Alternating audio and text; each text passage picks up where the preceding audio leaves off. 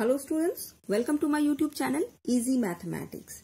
In this video, we are going to discuss about the RABS test, which is again a very important test after the D'Alembert's ratio test. Because whenever D'Alembert's ratio test fails, we first apply the RABS test after that. Anyway, so at first the statement of the RABS test, after that we discuss the other features of it. So the RABS test is when a positive term series is expressed in such that limit n tends to infinity, n into un by un plus 1 minus 1, where un and un plus 1 is the n and the n plus 1th term respectively. If this limiting value is equals to L, then the series is said convergent if L greater than 1 and divergent if L less than 1. And definitely the test fails when L is equals to 1. So sometimes this RABS test is called the Gauss test also. Actually, Gauss test is the generalized test from where we can derive this RABS test. So anyways, what is Gauss test in general, that we discuss later on after this video. Right now it is the RABS test. So first of few things which we should note for this RABS test is, the number one is, I already told you that when D'Alembert's ratio test fails, then first we apply RABS test or Gauss test. And if un and un plus 1 does not contain the number e, just remember, when the limiting value un by un plus 1, this one, if it does not contain the number e, that means the expression of the kind 1 plus 1 by n to the power n, then we apply the RABS test, otherwise not. So now, if the D'Alembert's ratio test fails and un by un plus 1 contains the number e, then we apply logarithmic test. So look, if in the RABS test, if we are going to apply the RABS test, then we just verify that un by un plus 1 containing the number e or not. If e contains, then we apply logarithmic test. That is another test that we will discuss later on. And if it does not contain e, then we apply the RABS test without any doubt.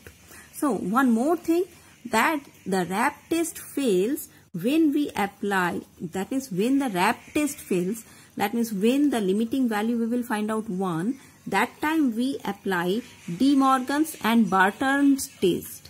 De Morgan's and Barton test. Now after that, one alternative statement for the RABS test we can say as un by un plus 1 is greater equals to 1 plus alpha by n for alpha greater than 1, then the series is convergent. And if un by un plus 1 is less than equals to 1 plus 1 by n for any m, for all n greater equals to m, then the series is divergent. So this one you can see as the alternative statement for the RABS test. Actually in the RABS test we have the limiting case we consider in this way, na, n into n pi un plus 1 minus of 1, so that we can write is equals to L. So L we can say alpha or something 1, whatever we want to consider. So 1 in this we can take in this side, and after that this one we take in the right hand side, so that un by un plus 1 is equals to, in general we can write 1 plus of L by n, or that L may be your alpha, maybe your 1, depending upon the situation. So this one is probably this alternative statement we will come from here. Actually this alternative statement we shall derive from the Gauss test, which is the generalized form of the different tests. Now we go for some example. This RABS test also we understand with some examples. So let us start the example so that we can understand what is RABS test and when to apply. So the first question is, discuss the convergence of the series 1 plus 1 by 2 into 3 plus 1 into 3 by 2 into 4 into 5 plus in this way. So here the definitely un is 1 into 3 into 5 into 7, it is up to 2n minus 3.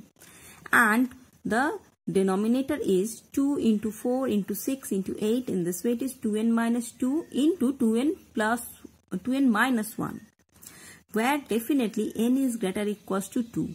Because n is equals to 1 for, we will not get the definite. So, and one thing, we should omit the first term here. We should omit the first term here because we know after deletion and subtraction of few terms from a given infinite series, it will not affect the nature of the series. That's why we omit the first term, and second terms onward we will have this un, so that this un is validate for n greater or equals to 2.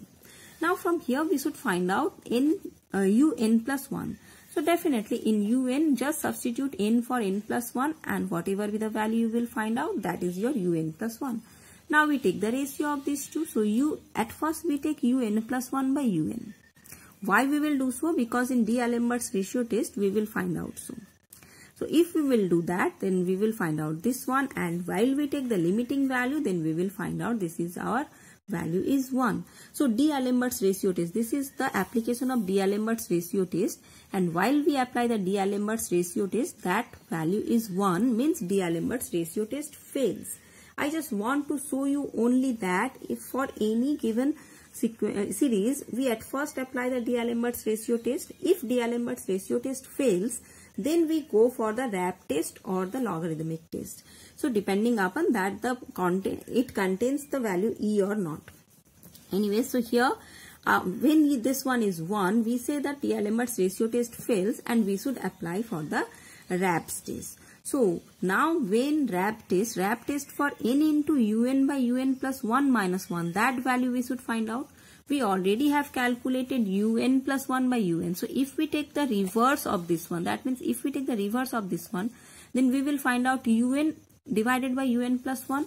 So accordingly, if we substitute here, then we will find out this one is equals to n into here. Just by inverting this one, we will find out this one minus of 1.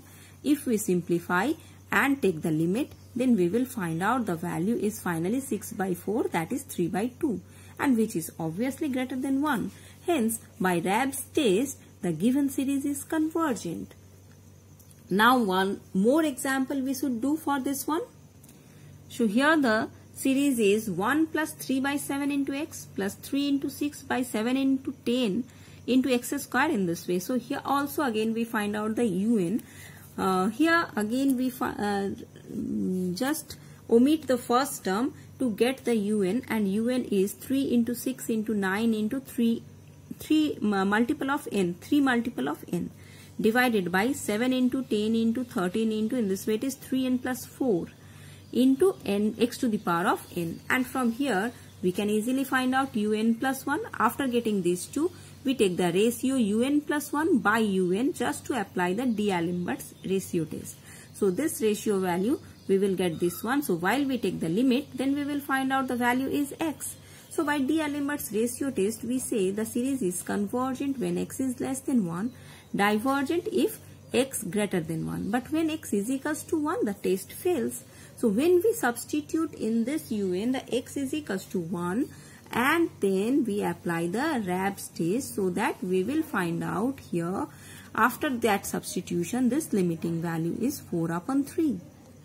So this value is definitely greater than 1. Hence the series is convergent. So by RAP's test, we can say when x is equals to 1, then the series is convergent. So final conclusion is that the given series is convergent for x less than is equals to 1 and divergent for x greater than 1. So that's all for this RAP test, and I'm not giving you any question here for do by yourself, because whatever be the question you will find out in the D'Alembert's ratio test, if that one fails, instead of the comparison test, you should apply this RAP's test, provided your un by un plus 1 contains the quantity e or not. So how we will find out that? If your ratio un by un plus 1 contains the series of the type n 1 plus 1 upon n to the power n, so that type of thing will be there, means it will contains the term e, otherwise not. So if it will contains the term e, then we should go for the logarithmic test, which we yet not discuss. We discuss on our upcoming video.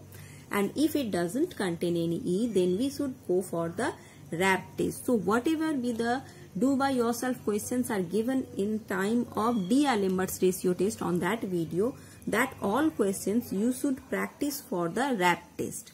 Okay, I hope you can understand. So have a nice day and thank you all.